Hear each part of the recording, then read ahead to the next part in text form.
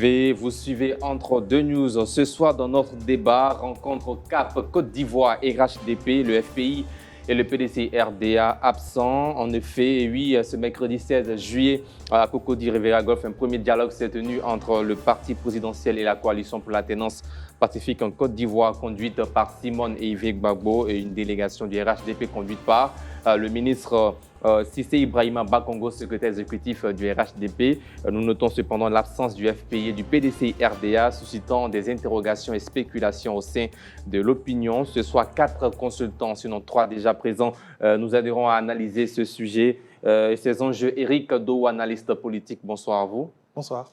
Arsène Anoma, analyste politique également, bonsoir. Et puis Guillaume Bato, journaliste DG du quotidien Liberté. Bonsoir Guillaume Bato. Bonsoir Sidik. Alors bien avant, je vous propose de suivre cet élément de la rédaction de Reflet TV qui revient sur cette rencontre importante entre CAP Côte d'Ivoire et le RHDP. C'était hier.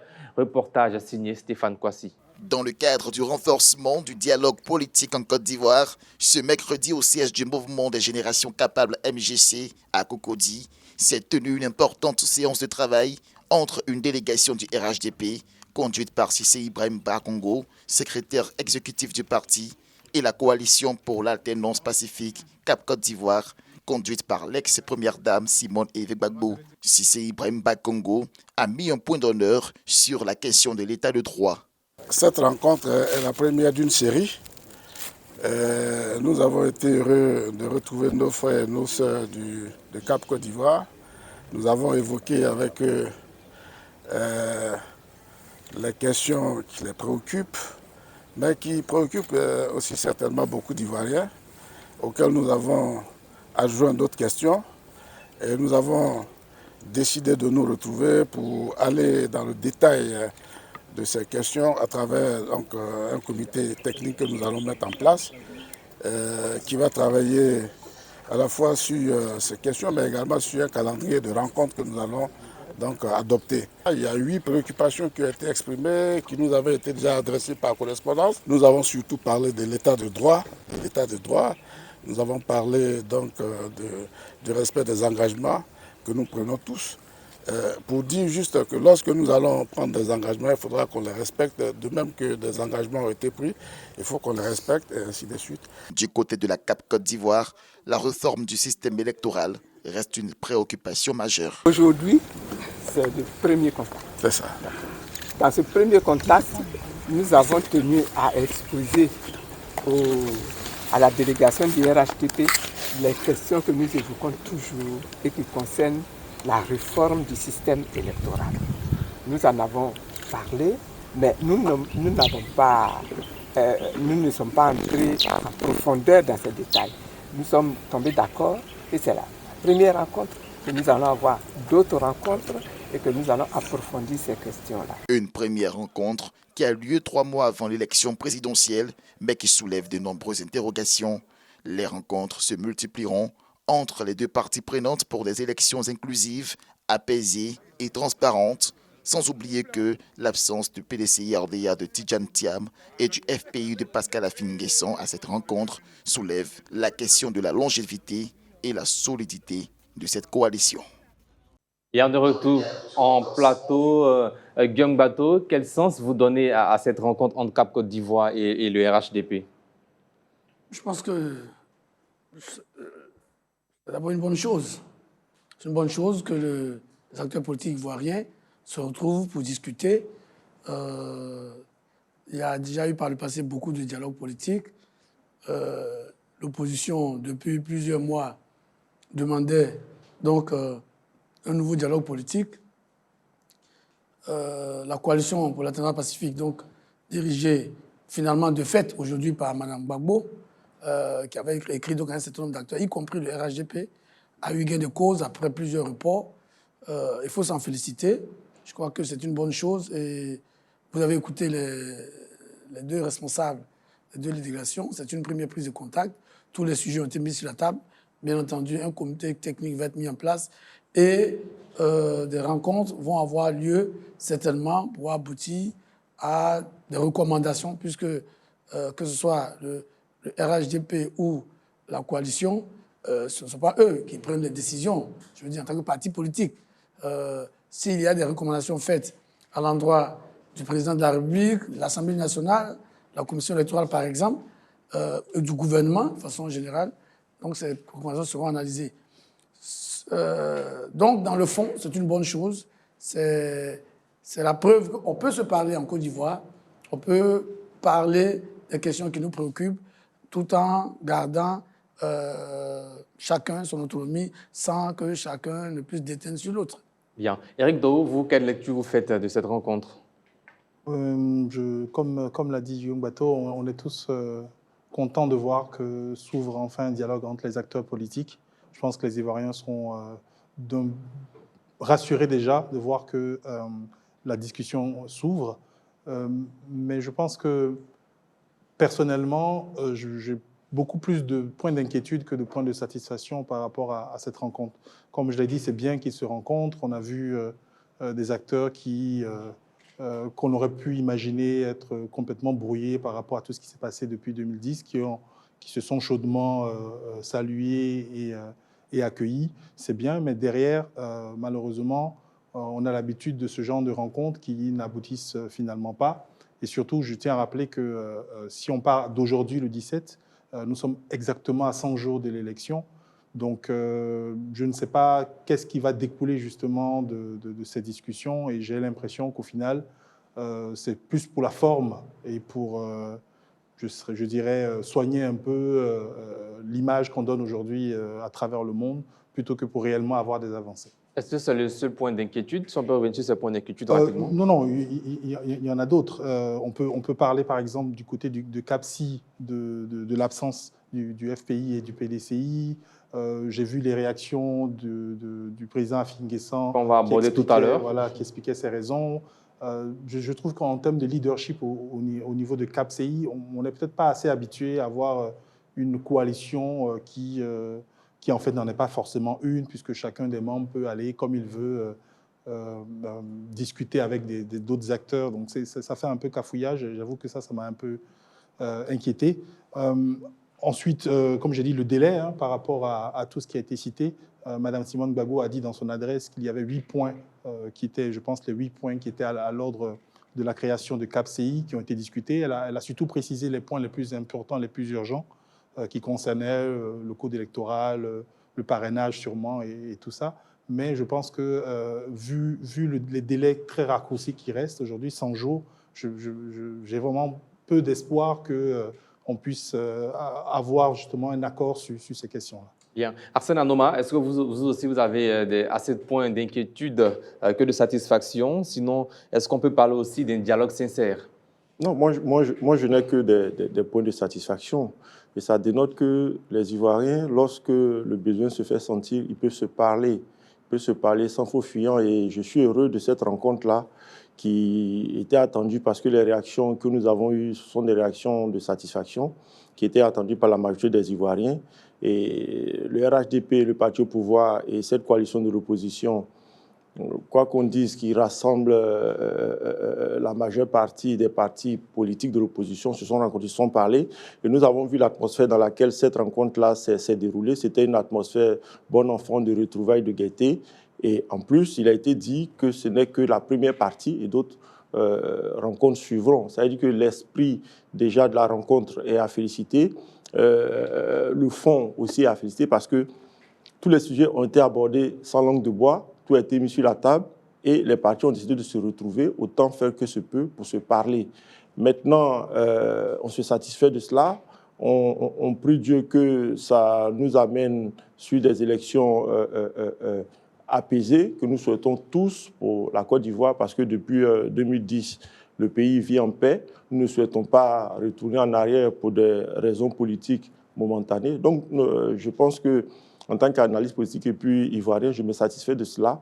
Et pour moi, c'est à féliciter et à encourager. Donc, je n'ai pas de point d'inquiétude. Bien. Alors, le président du FPI, Pascal Afin-N'Guessan, a fait une déclaration publiée sur sa page Facebook. Afin-N'Guessan, je cite, « C'est le dialogue avec le gouvernement qui nous préoccupe et non un dialogue avec le RHDP. » Et plus loin, au début du processus de consultation sur la nécessité du dialogue politique, des sollicitations avaient été émises, mais au sein de la CAP, cette démarche n'a pas fait l'unanimité. elle n'a pas fait l'unanimité dans la mesure où la CAP privilégie plutôt le dialogue avec le gouvernement.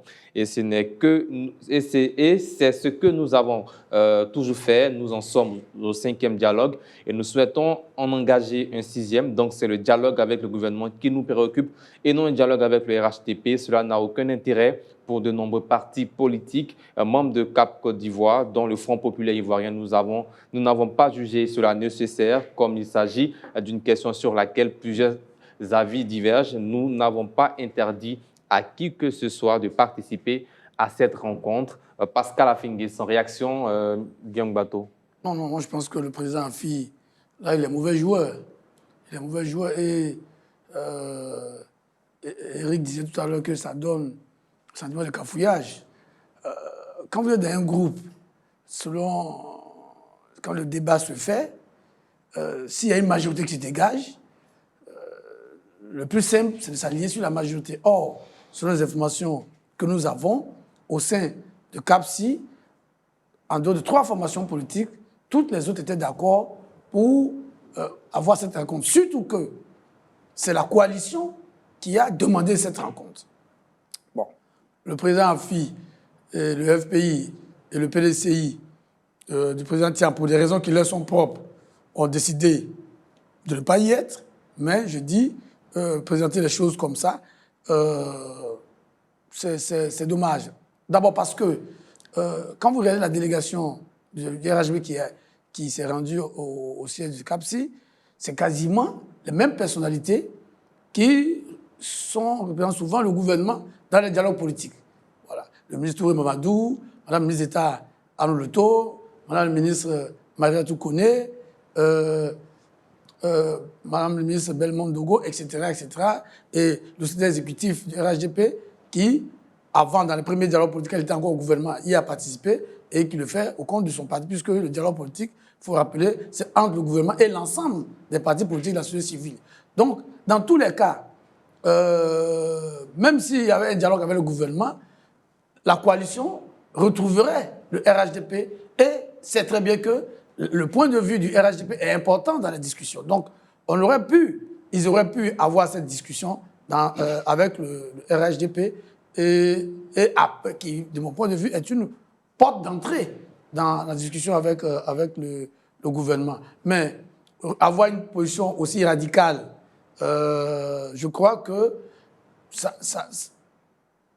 c'est pas utile. De mon point de vue, non seulement ce n'est pas utile, mais je crains que ce soit contre-productif. Parce que vous voulez rencontrer un gouvernement qui est issu d'un parti politique, vous ne voulez pas parler avec le parti politique, alors que vous savez très bien que le président de la République, qui en dernier ressort va décider, est justement le président de ce parti-là. Donc, je trouve que l'approche, le PDCI, je comprends, le PDCI a déjà fait commerce est en commerce avec le PPACI, qui n'a pas envie de voir en peinture les leaders de CAP que sont Mme Simone Lévesque Gbagbo et mon ami et frère Charles Blé Goudet. Donc le PDCI avec le président Gbagbo qui n'a pas envie de voir donc ces péninsule-là. Donc le PDCI ne pouvait pas être à 2 endroits au même moment, surtout que le même jour, quasiment à la même heure, le PDCI était avec son nouvel allié à son siège pour parler de son nouveau front commun. Donc, le sentiment que ça donne, c'est que l'opposition ne sait pas ce qu'elle veut. Vous voulez discuter? Or, vous avez eu l'occasion de discuter, et ce n'est pas avec n'importe quel interlocuteur, c'est le parti au pouvoir. C'est le parti du président de la République. Bon, et ce parti-là se déplace même chez vous, vous dites non, on n'y va pas. Nous, on veut parler avec le gouvernement. Mais le gouvernement aussi peut dire non, on n'a pas envie de vous voir. En ce moment-là, qui aura été à la base du blocage? Non. Le président Afi a eu tort de ne pas participer à ce dialogue. Parce que finalement, Eric l'a dit, ça donne le sentiment que la coalition... Bon, nous l'avions déjà écrit à Liberté, hein, depuis le moment où le PDCI était parti en catimini faire un nouveau mariage avec le PPACI, nous l'avions déjà conclu, et que le FPI s'est retrouvé à la CEI avant les autres membres de la coalition, nous avons déjà conclu que la coalition a volé en éclats. Les uns et les autres ont tenté de sauver les meubles, mais on voit bien aujourd'hui que la coalition ne parle plus d'une même voix. Au lieu d'une coalition, maintenant, c'est une cacophonie. Et c'est dommage pour l'opposition ivoirienne qui, de plus en plus, montre qu'elle n'est pas constructive, qu'elle n'a pas envie de proposer quelque chose de cohérent à nos compatriotes pour pouvoir permettre que nous puissions organiser ces élections dans la paix et dans la tranquillité. Bien, Éric Dou, Pascal Affi-N'Guessan aurait souhaité une rencontre avec le gouvernement et non le RHDP, même si c'est parfois les mêmes acteurs, sans le Premier ministre, bien sûr, qui n'était pas présent à cette rencontre-là. Que révèle cette prise de position de Pascal Affi-N'Guessan?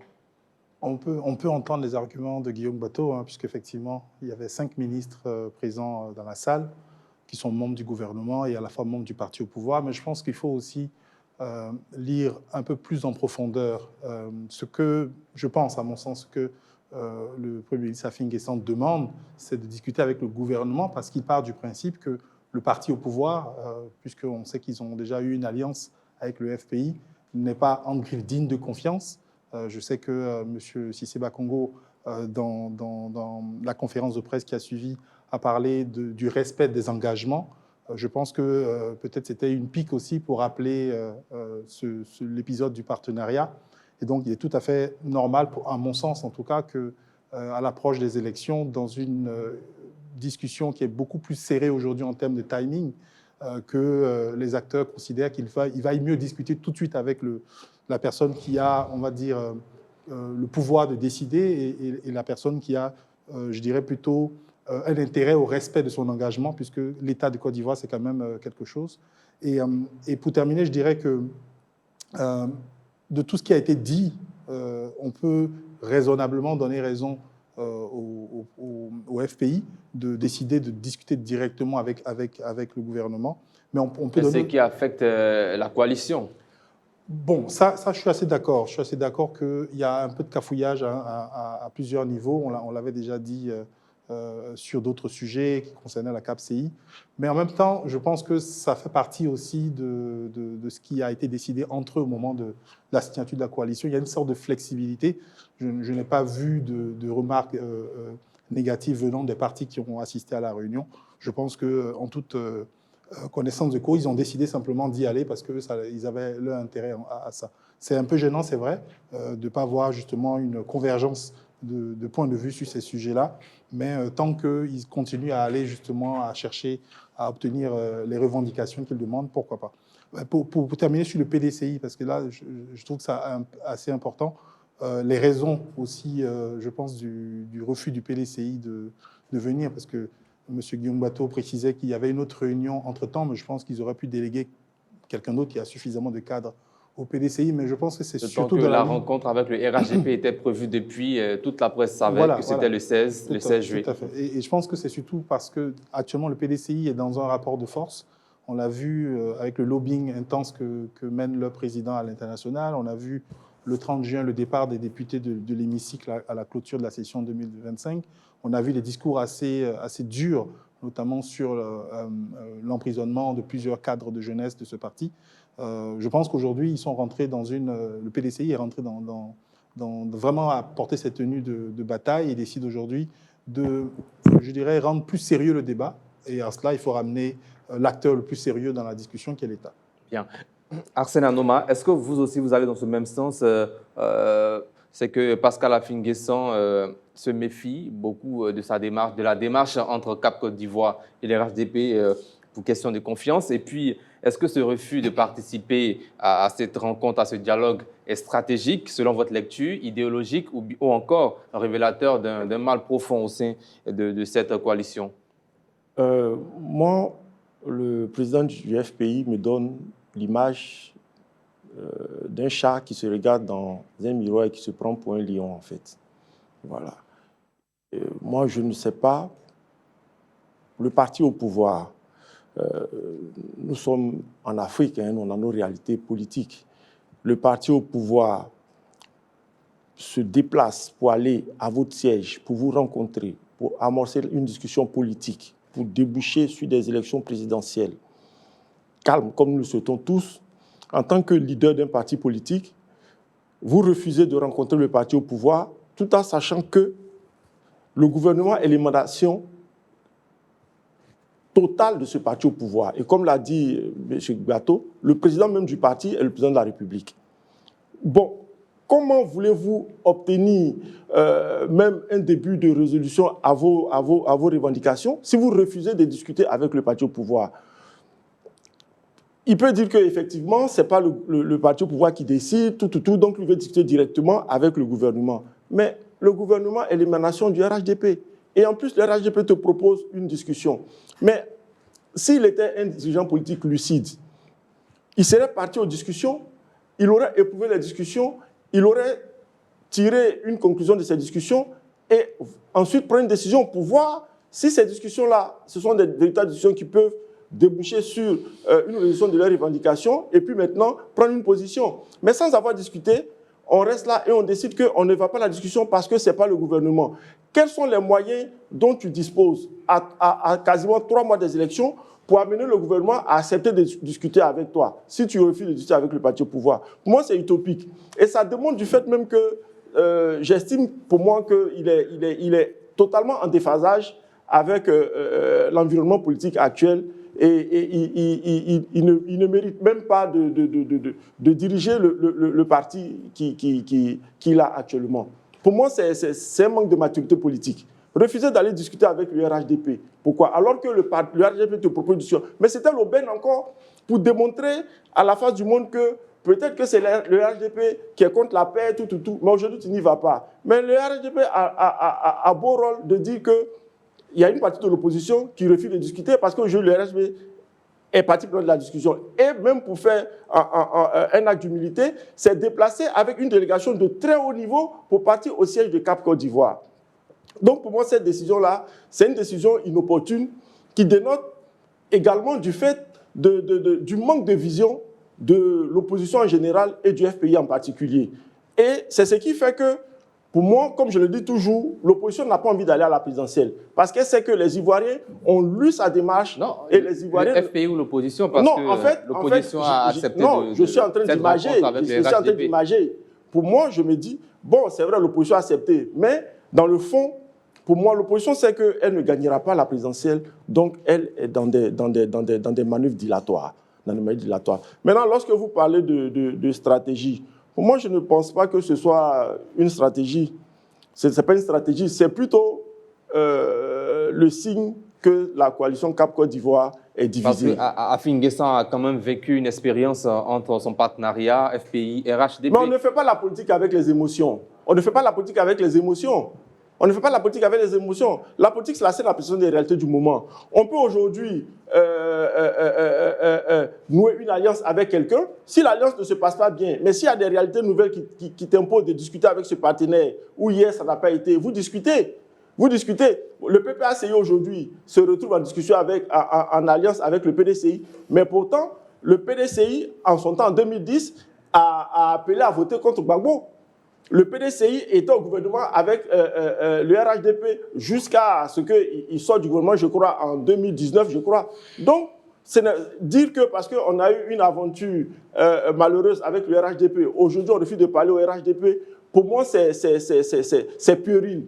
C'est puéril et puis ce n'est pas la marque d'un leader politique assez conscient de ses responsabilités. Bien. Donc pour moi, je termine, ce n'est pas une stratégie, c'est le signe que cette coalition CAP-là n'a pas de lien, n'a pas de cohésion à son sein. Bien, allez-y, Guillaume Bateau. Oui, s'il y a peut-être une stratégie, c'est que c'est une stratégie foireuse. Voilà, c'est une stratégie sans lendemain. Parce qu'aujourd'hui, tout le monde sait que le RHDP et le gouvernement, c'est blanc, bonnet. Voilà.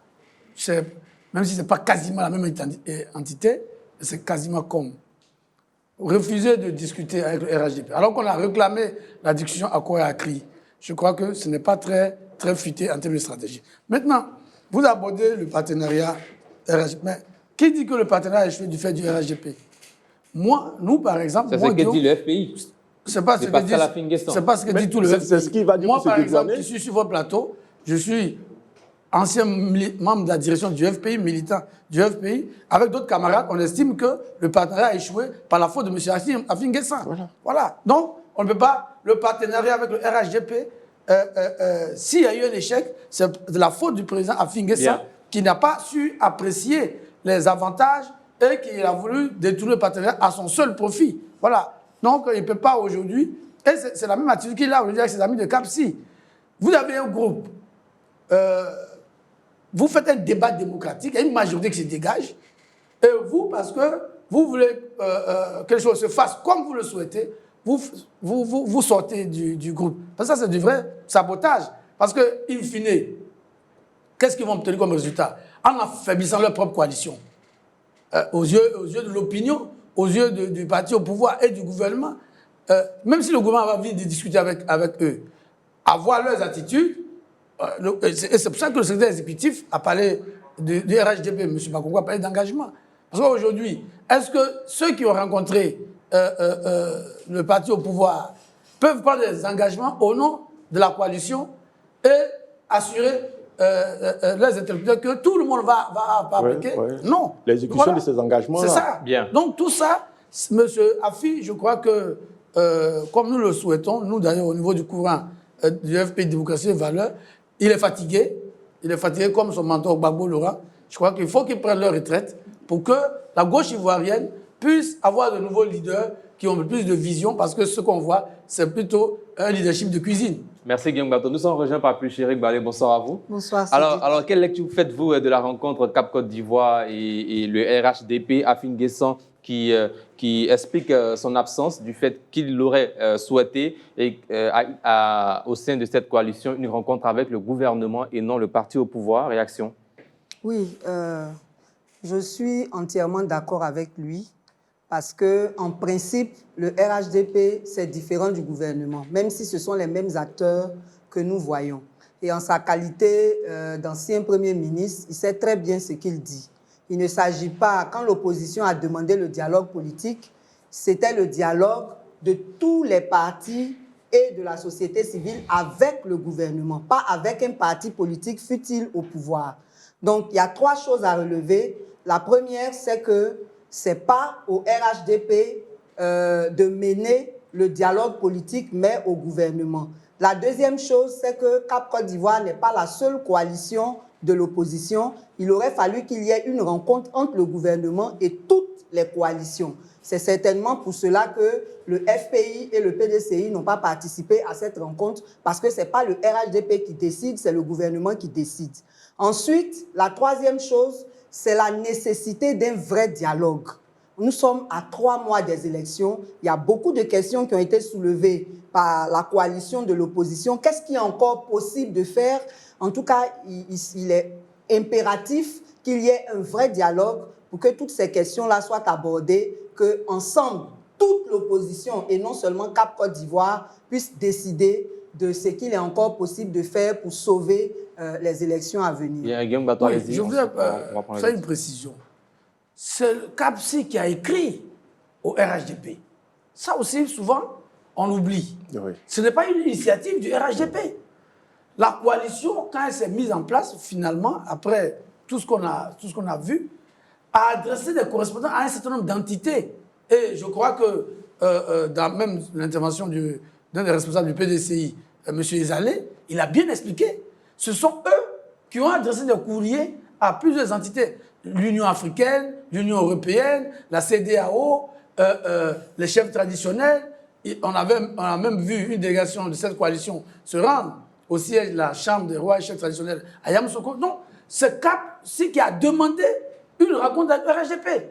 Vous ne pouvez pas demander quelque chose et quand la personne à qui vous demandez vous dit « je viens », vous vous débilez. Bon, on se souvient Mais même, ils ont aussi écrit, même, au ministère de l'Intérieur. On se souvient même. Les autres entités auxquelles ils ont écrit, c'était... Mais vous ne pouvez pas reprocher au RHDP de répondre au courrier qui lui est adressé. Mais je me souviens même attendez. que si c'était officiel. Non, vous avez la parole. L'invitation du ministère de l'Intérieur, c'est ça qui est important. Par rapport à tous ces courriers. Non, CAPSI, on n'aurait pas dû écrire au RHDP. Pas du tout, je n'ai pas dit ça. Non, moi je dis, si vous voulez être conséquent, on n'aurait pas dû écrire au RHDP. Parce que vous écrivez à quelqu'un, si la personne est sérieuse, elle vous répond. Le RHDP ne peut pas préjuger des autres courriers. Le RHDP regarde à son secrétariat les courriers qui lui sont adressés et il répond. Donc, s'il y a quelqu'un qui est en faute ou bien qui est en porte-à-faux avec sa démarche, c'est bien le CAPSI et non le RHDP.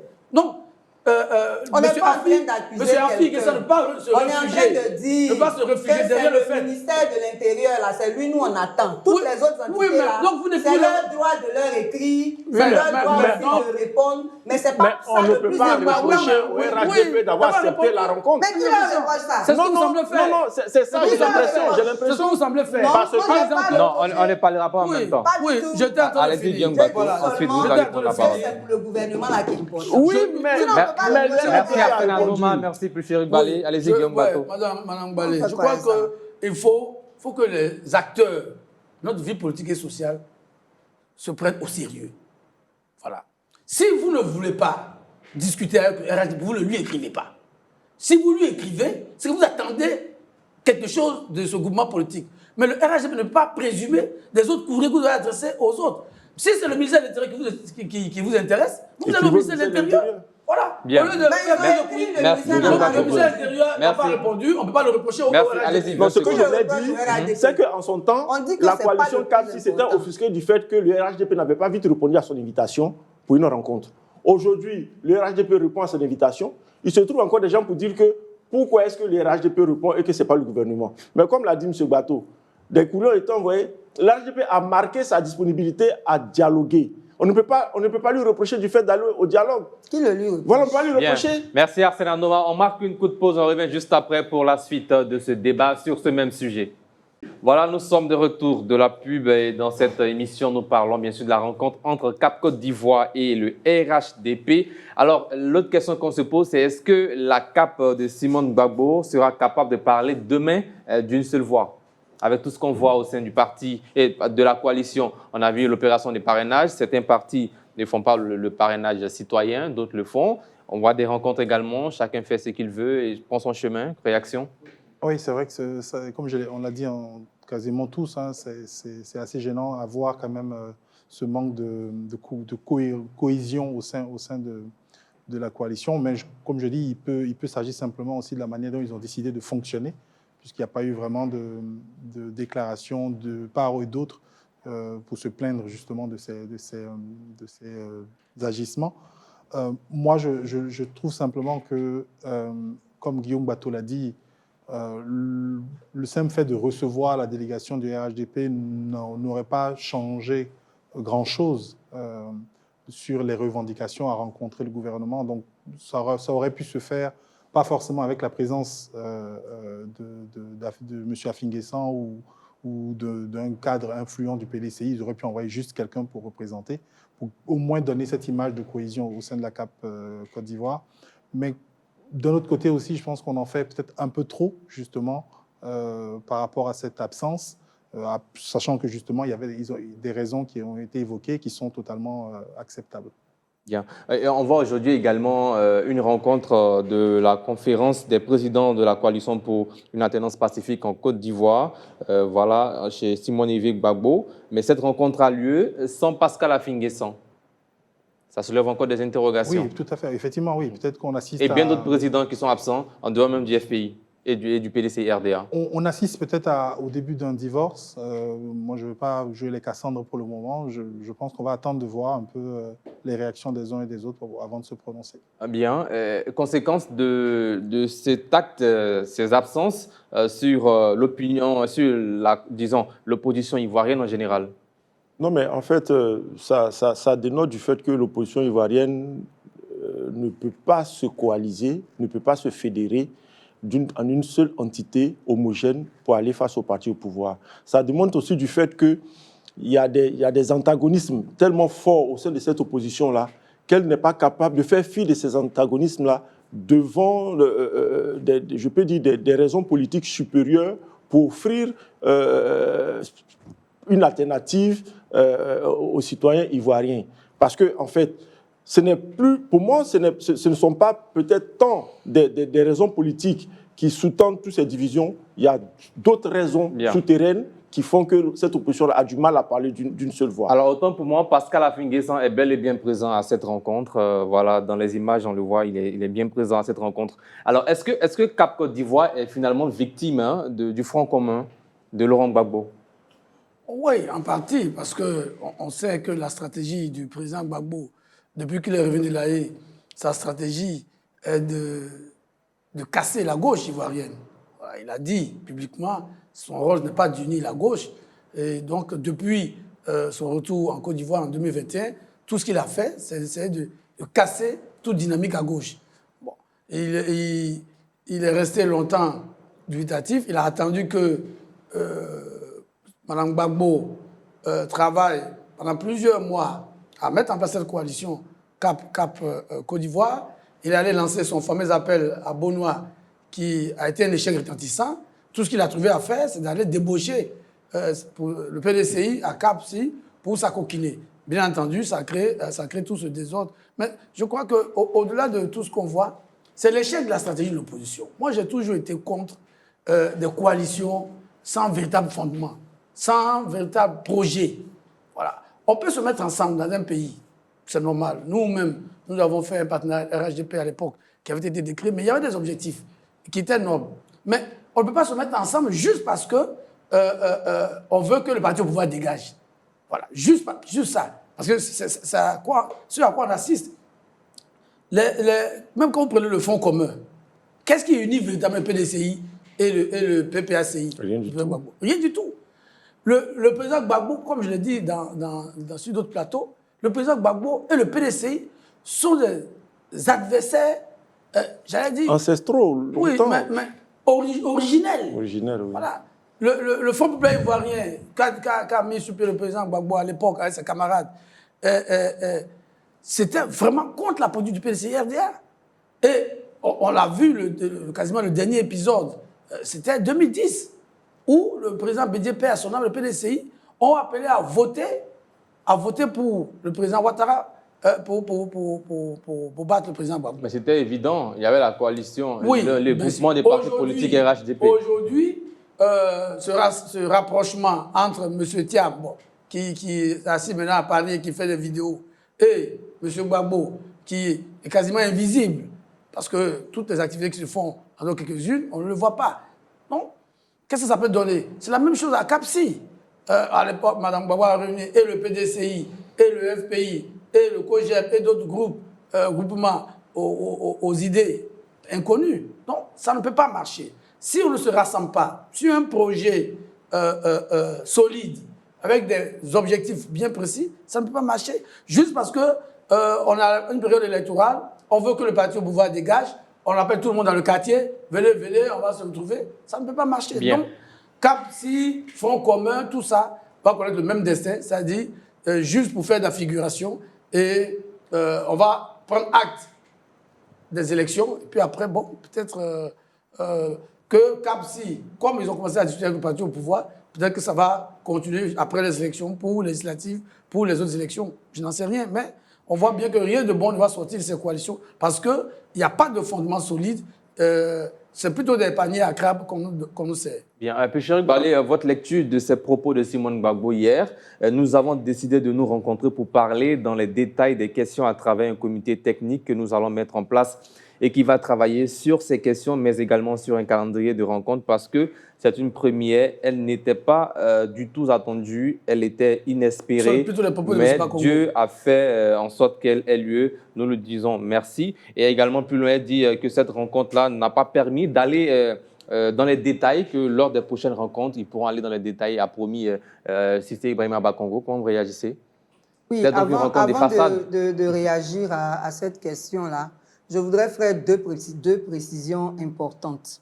Je ne sais pas d'où les uns et les autres tirent leurs informations, mais Cap Côte d'Ivoire a été créé pour travailler sur les changements à faire dans le processus électoral. Ils ne se sont pas réunis au hasard pour quoi que ce soit. Et c'est pour cela aussi que quand on parle de candidature, on ne doit pas être étonné que certains aillent au parrainage, d'autres non, parce qu'ils ne se sont pas réunis pour choisir un candidat commun. Ils se sont réunis par rapport aux réformes du système électoral. Maintenant, par rapport au Front commun. Le Front commun, là, ce qu'ils ont en commun, justement, c'est le fait que les leaders de ces deux partis-là ont été radiés de la liste électorale et leurs partisans décident de se mettre ensemble pour pouvoir lutter par rapport à cela et bien d'autres sujets qui sont aussi portés par Cap Côte d'Ivoire. Donc, dit que rien ne les lie, bon, enfin, il ne faut pas parler pour parler quand même. Maintenant, cette affaire de comité technique-là, c'est une très bonne chose parce qu'il faut bien qu'on puisse discuter des questions qui devraient être résolues avant les élections. Le seul problème, c'est est-ce que ce qui engage le RHDP engage le gouvernement? Si oui, alors c'est une bonne chose et il faudrait que ce calendrier, ce fameux calendrier qu'ils ont évoqué là, soit su au plus tôt parce qu'il ne nous reste plus que 3 mois. Si c'est vraiment par rapport à l'élection présidentielle que ce comité technique est mis sur pied, il y a urgence quant à organiser les choses rapidement pour que ce comité technique-là puisse être efficace. Et qu'en est-il du fait qu'ils ne sont pas allés dans les détails lors de cette rencontre? Oui, ben c'est une première rencontre. Dans une première rencontre, on ne peut pas aller dans les détails, sauf si on se donne 3 ou 4 heures. On évoque d'abord, on s'entend sur l'essentiel.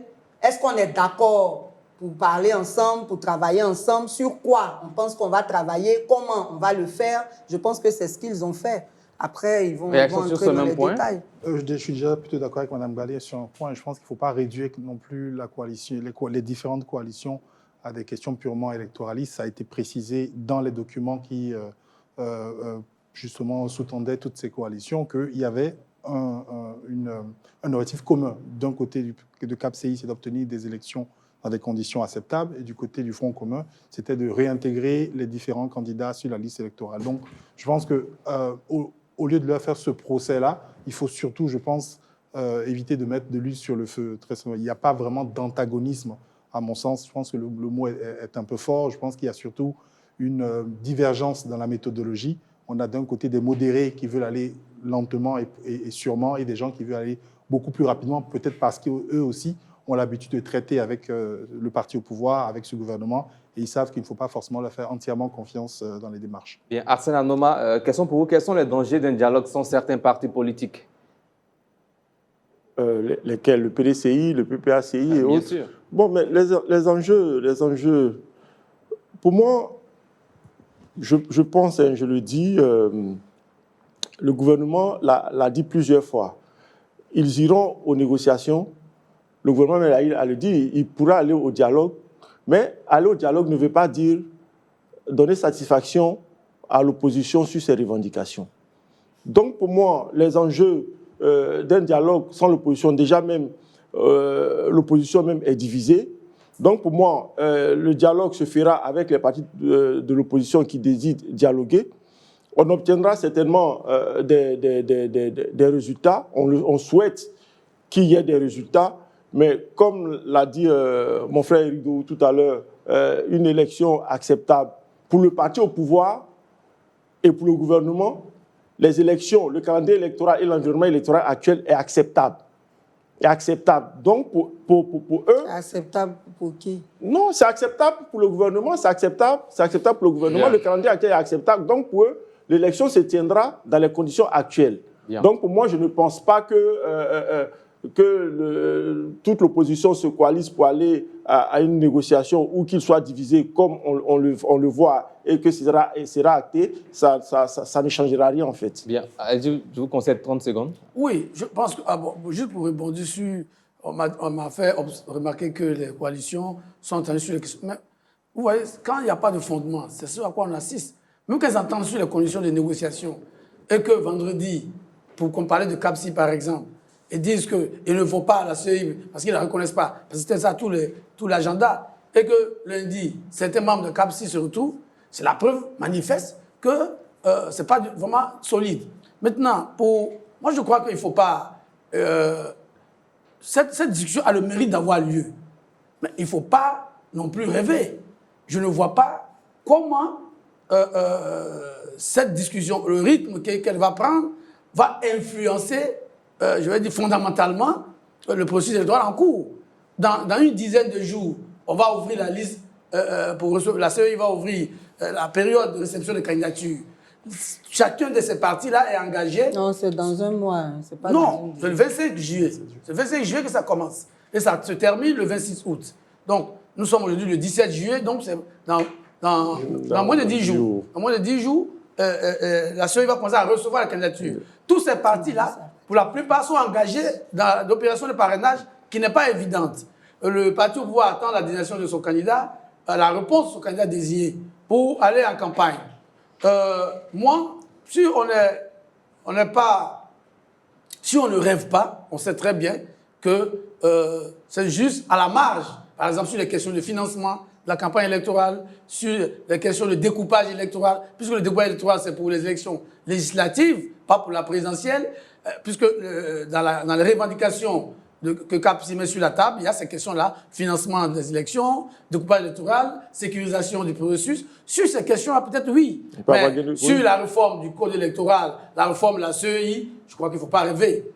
La révision électorale. La révision électorale, il ne faut pas rêver. La CEI ne peut pas être en train de recevoir la liste des candidats et aller faire une nouvelle RLE. Je crois que CAPSI démembré, la CAPSI démembrée, en allant même à cette discussion, acte le fait qu'il y a un certain nombre de revendications qui ne pourront pas être satisfaites. Et M.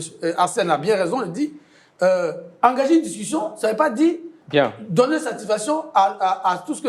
Moi, j'ai été pendant longtemps syndicaliste, et je sais, vous demandez plus pour avoir le minimum. Merci. Et le minimum ici qu'ils peuvent avoir, ce sera vraiment à la marge. Merci Guillaume Bato. Alors, pendant que nous enregistrons cette émission, une information importante est tombée. L'artiste Mola, Soumaoro Morifere, a été mis sous mandat de dépôt ce jour. Il séjourne au pôle pénitentiaire d'Abidjan, ex-Maca. Voilà, c'est le deuxième sujet de cette émission. Réaction sur cette note? Oui, on a tous été choqués par la façon dont cet accident-là s'est passé, puisque la vitesse était apparemment beaucoup trop grande pour l'agglomération. Et donc, il y a eu aussi un décès qui s'en est suivi. Et dans tous les autres cas d'accident où ça s'est passé comme ça, automatiquement, celui qui a été à la base de cet accident a été mis en prison. Donc, nous, on n'a pas compris pourquoi est-ce que pour le Mola, ça a duré tant. Donc, moi, je pense que ce n'est que justice. Ce n'est que justice. S'il est mis sous mandat de dépôt, il faut assumer ses actes. Bien, Guillaume Bato. Oui, c'est vraiment dommage. C'est vraiment dommage que l'artiste Mola se retrouve en prison. Mais c'est la loi. Je crois que quand il y a homicide involontaire, c'est la loi qui s'applique. Je crois que donc il y a une condamnation pénale. Mais en même temps, il faut, tout en lui souhaitant beaucoup de courage, parce que c'est un jeune artiste, tout en lui souhaitant beaucoup de courage, il faut rappeler à nos concitoyens que la route tue, qu'il faut apprendre à rouler à vitesse modérée. Voilà. On peut arriver à son objectif en allant doucement.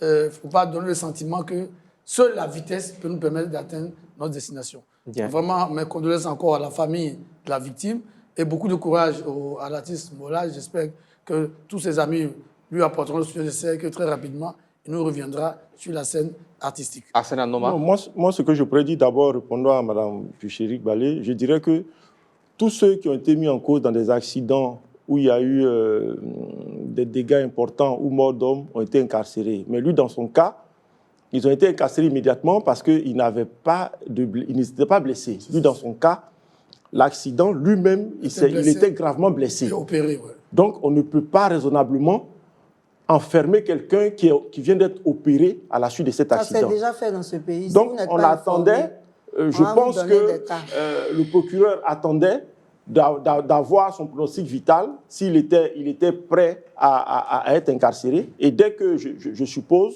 que les médecins ont donné leur accord, il a été incarcéré. Donc, ce n'est pas un dans les autres cas d'accident, ça ne dure pas. Mais on ne peut pas comparer les choses. Le procureur a fait son travail. Il y a des gens même qui ont piqué crise cardiaque et on les a enfermés. Moi, ce que je regarde, c'est qu'il n'a pas eu droit à un traitement de faveur. Malgré sa notoriété, malgré son statut d'artiste, malgré tout, aujourd'hui, il est incarcéré et il est au pôle pénal d'Abidjan. Donc, pour moi, ça dénote que la justice fait son travail, nonobstant la personnalité qui est devant elle lorsque les faits sont avérés. Donc, ce que nous pouvons dire aussi, c'est d'adresser nos condoléances à la famille et attendre le dénouement de cette affaire-là, parce que de toute façon, il y a eu homicide. Et dans une émission antérieure, j'avais dit que le ministre de la Justice avait adressé une note aux différents procureurs pour leur demander d'être beaucoup plus sévères sur les infractions où il y avait les infractions routières avec vitesse, alcool, tout. Et lui, dans le cas d'espèce, lorsqu'on regarde les vidéos, Il semble avoir...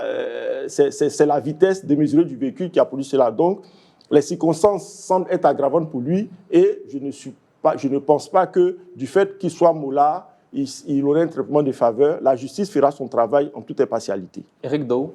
Bon, écoutez, vu devant les mois qu'a suscité cet accident, je trouve qu'il était temps qu'un geste soit fait justement pour apaiser l'opinion publique.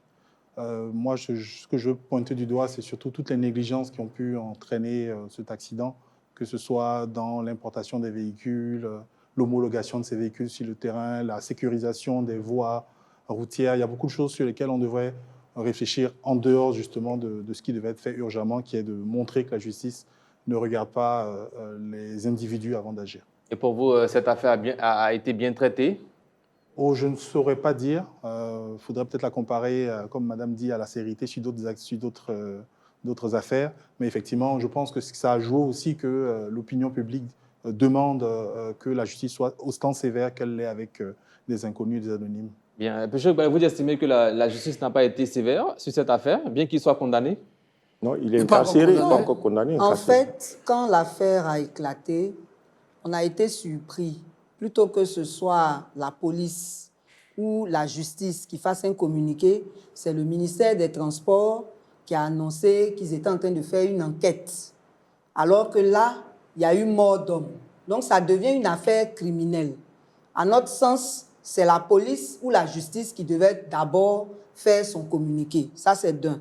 Deuxièmement, les deux entités-là n'ont pas suivi après avec d'autres communiqués pour rassurer l'opinion sur le fait que, comme le molard est blessé, il va d'abord à l'hôpital. Une fois qu'il sera guéri, la justice va poursuivre son cours. On n'a pas eu de communiqué de ce genre. On avait l'impression que rien ne s'était passé.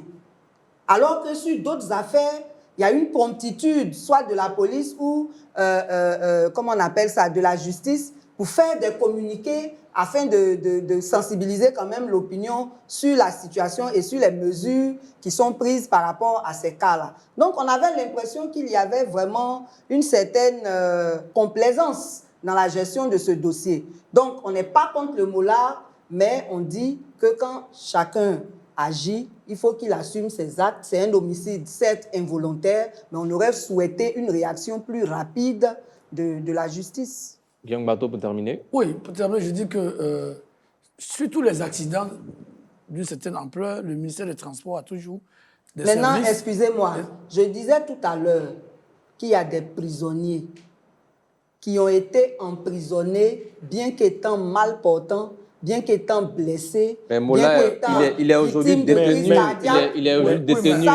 l'ex-Maca. Moi, je pense que... C'est plus ces blessures-là, c'est ça qui est important. Madame Ballet, qui est militante... Mais il est aujourd'hui détenu. Madame Ballet, qui est militante des droits de l'homme... Les autres, on ne les a pas soignés avant de les envoyer en prison. Madame Ballet, qui est militante des droits de l'homme, doit plutôt, même si elle a raison de dénoncer, elle ne doit pas souhaiter que notre système fonctionne toujours mal. Voilà. Si au moins la justice, dans la situation de Mola, lui permet d'avoir des soins avant de faire face à la justice, il faut le saluer. Oui, mais il devait nous annoncer ça pour qu'on le sache. Mais ne dites pas pourquoi les autres, on l'a fait d'une mauvaise façon, il faut le faire de la même mauvaise façon pour Mola. Non, il devait faire un communiqué pour nous rassurer. Le ministère des Transports, pour les accidents d'envergure, a toujours commis des services pour enquêter, pour voir les circonstances dans lesquelles l'accident... En tout état de cause, l'artiste était sorti lui aussi grièvement blessé. Il a subi une opération chirurgicale. Aujourd'hui, la justice a affaire à lui. Elle va mettre en prendre toutes les procédures. C'était pas quand même, je veux dire, la Première Guerre mondiale, c'est pas la plus urgente. Voilà. Et puis, dans que le Mola aille en prison ou pas, ce n'est pas ce qui va faire que dans son communiqué, le ciel va tomber sur la tête. Le ministère des Transports s'est permis de préciser sans poursuite pénale. Ce n'est pas dans ses prérogatives. Non. Ce que je voulais dire, c'est pas dans ses prérogatives. Dans ce genre de situation-là, il y a deux procédures. Il y a la procédure administrative qui est faite par la Direction générale des transports terrestres, qui est faite normalement. Oui, mais ils s'en tirent. Et la justice aussi, qui n'est pas pénale, la justice fait son travail. Et c'est cette direction-là et le ministère des Transports qui ont fait un communiqué pour décrire les circonstances de l'accident. Au moment où l'accident s'est produit, sans d'abord avoir su que la dame était décédée. Maintenant, par la suite, J'estime que la justice, c'est pas forcément c'est pas parce qu'elle n'a pas fait de communiqué qu'elle n'a pas engagé une procédure. Et aujourd'hui, nous voyons qu'il y a une procédure qui est engagée puisque l'artiste est incarcéré. Merci. Donc, dans le silence, il y a un travail qui a été fait. Merci Arsène Anoma. Nous rappelons que Soumaoro Morifere, connu sous le nom de Mola, a été placé sous mandat de dépôt ce jeudi 17 juillet 2025. Il est désormais détenu au pôle pénitentiaire d'Abidjan ex-Maka. Cette décision intervient après son implication dans un accident de circulation ayant coûté la vie à Dame Tola, violemment percuté par son véhicule. La victime avait succombé à ses blessures. Quelques jours après les faits, la rédaction de Reflet TV représente une nouvelle fois ses condoléances les plus attristées à la famille. Place maintenant au carton rouge. Alors, c'est l'heure du carton rouge, le premier carton de cette émission avec Arsène Anoma. Bon, mon carton rouge, c'est à l'encontre du PDCI et du PPACI qui ont décidé de ne pas s'inscrire dans le dialogue politique amorcé par CAPSI et le RHDP. Pour moi, ça dénote que ces deux partis-là ont décidé de tout faire pour que l'élection présidentielle qui arrive soit émaillée peut-être d'incidents. Et moi, je dénonce cela. J'estime que pour la Côte d'Ivoire qu'on dit aimer, d'autant plus que le PPACI est dirigé par un ancien président de la République, le PDCI était dirigé en son temps par feu le président Bédé qui a été président de la République. Je pense qu'il devait avoir une autre idée de l'État, de la gestion des États et avoir des priorités. Et pour moi, j'adresse un carton rouge à ces deux partis politiques. Carton rouge. Alors, mon carton rouge, c'est pour les acteurs et complices du remblayage de notre lagune ébriée. Depuis 2022, le journaliste Noël Conan, qui fait partie du consortium des journalistes d'investigation, qui ont fait justement sorti l'affaire des Pandora Papers à une certaine époque, le scandale d'évasion fiscale, a fait une enquête sur le sujet et a démontré que nous avons perdu quasiment 2,2 millions de mètres carrés de notre lagune qui ont été remblayés par des individus. Ces individus, ils disposent de complicités dans plein de ministères, les ministères des Affaires maritimes, le ministère de la Construction, le ministère de l'Environnement, voilà, vraiment qui sont à tous les niveaux concernés, même jusque dans les plus hautes sphères. Ça a été montré dans son enquête et ces gens-là continuent encore aujourd'hui. Il faut imaginer quand même que 4 millions de mètres carrés ont été remblayés, par exemple, à Biétry, où le prix du mètre carré est autour de 10 000 francs. Donc, vous imaginez, c'est presque 40 milliards qui est rentré illégalement dans les poches de ces gens-là. Et ils ont aujourd'hui des ACD sur ces terrains qui, en fait, étaient la lagune il y a peut-être 10 ans ou 15 ans. Et je pense qu'il faut qu'aujourd'hui, les citoyens prennent les choses en main, puisqu'apparemment, les chaînes de corruption ont gangréné complètement toute l'administration. Il faut qu'aujourd'hui, les citoyens se lèvent sur cette question qui, je le répète, est sortie depuis 2022. Ça a été publié par l'influenceur JCK. Malheureusement, en 2002, ça n'a ému personne. En 2024, je dirais fort heureusement, il y a eu l'affaire de Komé Bakary et les ACD, ce qui a permis de relancer ce scandale-là. Aujourd'hui, c'est en train de retourner encore dans l'anonymat. C'est pour ça que je fais ce carton rouge, parce que nous sommes la perle des lagunes Abidjan, mais si on y prend garde, on sera bientôt la perle des sables. Bien, Guillaume Bateau, carton rouge. Oui, mon carton rouge va à la mairie de Makori. Quand vous venez à vos studios ici, après le pont Henri Konan Bédié, la voie, je ne sais pas si c'est la voie à rue Fleming ou laquelle, elle est complètement dégradée. Ouais. Complètement dégradée. Ça, au vu aussi de l'autorité municipale. Hein. Monsieur le maire Abi Raoult, qui est très actif dans le Front commun et dans le mouvement Trop c'est trop, je crois qu'aussi on peut lui crier Trop c'est trop pour les automobilistes qui souffrent le martyre sur cette rue-là. Et il y a malheureusement beaucoup de rues comme ça à Makori. Il faut que monsieur le maire s'occupe de cet administré avant d'aller espérer revenir au pouvoir peut-être en 2030. Bien, plus Eric Ballet. Oui, mon carton rouge va à l'encontre de tous ceux qui font preuve d'une très mauvaise éducation sur les réseaux sociaux et certainement aussi d'un manque de culture, parce que c'est important de savoir qu'un journaliste, il fait ses analyses sur plusieurs bases. Ça peut être parce qu'il est journaliste d'un parti politique, ça peut être une idéologie qu'il défend, ça peut être ses appréciations personnelles. Dans tous les cas, quand un journaliste comme M. Yacouba Doumbia décide de parler de plan B en ce qui concerne tous les partis et qu'il cite le maire Yassé pour le PDCI, le président Bictogo pour le RHDP et le ministre Awadon Melo pour le PPACI, ça n'engage que lui. Ça ne veut pas dire qu'il est allé se concerter avec ces personnes-là avant de venir donner leur nom. Donc, il faut que ceux qui sont sur les réseaux-là sachent participer à la paix parce que nous sommes dans une période sensible. Il ne faut pas insulter des personnalités dont ils n'arrivent même pas à la cheville parce qu'ils ont 200 francs pour payer leur connexion. Bien, c'est l'heure du chiffre du jour. On le sait tous, le 7 août, c'est l'indépendance de la Côte d'Ivoire.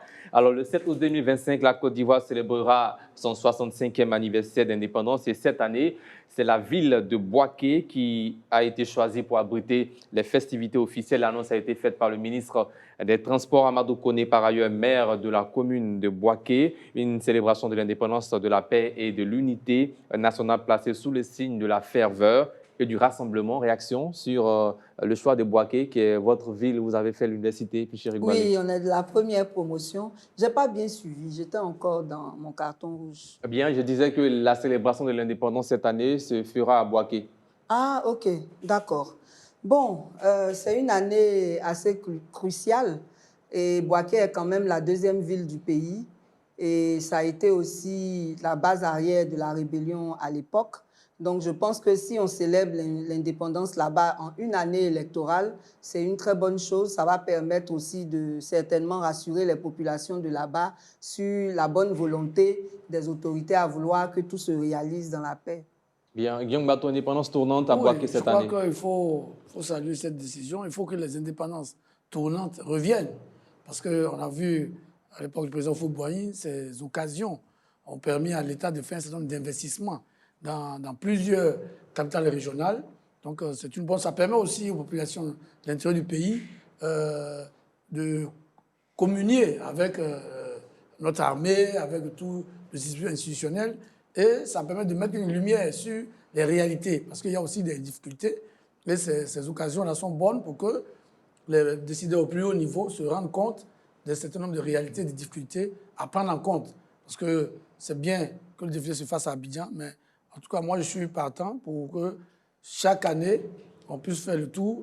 Et j'espère qu'après Bouaké, ce sera la capitale régionale de la région du Tonkpi. Parce que nous aussi, on a besoin de voir la fin de l'indépendance. On a beaucoup de problèmes à régler et ce serait pas mal. Arsène Anoma, après Yamoussoukro, Grand Bassam, c'est maintenant Bouaké qui accueillera. Bon, moi, je salue cela, et je félicite le président parce qu'en tant que le meilleur des héritiers de feu le président Houphouët-Boigny, il essaie de redonner vie à tous les projets du président Houphouët-Boigny qui peuvent être encore d'actualité. Et cette fête tournante-là, dans le passé, a permis aux villes de l'intérieur de recevoir toutes les entités administratives, tout. Et ça a permis de doter ces villes de l'intérieur-là d'un certain maillon administratif qui leur ont permis d'accéder à un certain niveau de développement, même si ce n'était pas comme à Abidjan, mais c'était un niveau de développement appréciable pour le bien des populations qui y vivent. Donc aujourd'hui, envoyer la fête de l'indépendance à Bouaké, c'est bon, d'autant plus que Bouaké est une ville aujourd'hui qui fait vraiment agréablement bon à vivre. Quand tu arrives à Bouaké, tu es surpris par le changement qui se produit à Bouaké. Et cette fête-là va encore donner un nouvel élan à cette ville de Bouaké-là qui va continuer son développement. Et je salue cela et je félicite le gouvernement pour cette décision. Éric Daou, pour terminer. Je suis totalement d'accord. Hein. J'adore ce concept de ville tournante pour la fête d'indépendance. Au-delà du volet investissement hein, que je ne peux pas nier, mais que je ne trouve pas forcément très pertinent sur la question, c'est surtout le sentiment d'appartenance à la nation, de sentir qu'on est aussi important que les autres et que tout n'est pas totalement sclérorisé sur Abidjan. Donc c'est très bien de continuer à faire ça et d'aller dans quasiment toutes les régions. Je veux dire, on a encore de longues années devant nous. Voilà. On aimerait avoir justement cette fête dans même des toutes petites villes, pourquoi pas. Hein. Voilà. En dehors du fait qu'on ait des situations sécuritaires qui obligent à rester sur Abidjan, je pense qu'il faut déployer chaque 7 août sur une nouvelle ville. On en a suffisamment. Merci Éric Daou, Arsène Anoma, Chéric Balé et Guillaume Bato. Chers téléspectateurs, merci à vous aussi d'avoir suivi cette émission. On se donne rendez-vous lundi pour un nouveau numéro d'Entre-deux News. Le week-end, vous aurez le best-of de la semaine et demain vendredi, vous aurez la rediffusion de cette émission à partir de 19h sur Reflet TV. Émission à retrouver aussi sur nos plateformes digitales, Facebook et YouTube Reflet TV. Vous pouvez suivre tous nos programmes en continu sur notre site internet www.reflet.tv et sur la TV d'Orange. Désormais, n'oubliez pas, Reflet TV, c'est 337 sur Canal+, et 437 sur Free. Que Dieu veille sur vous et sur la Côte d'Ivoire. Bonsoir. Amen.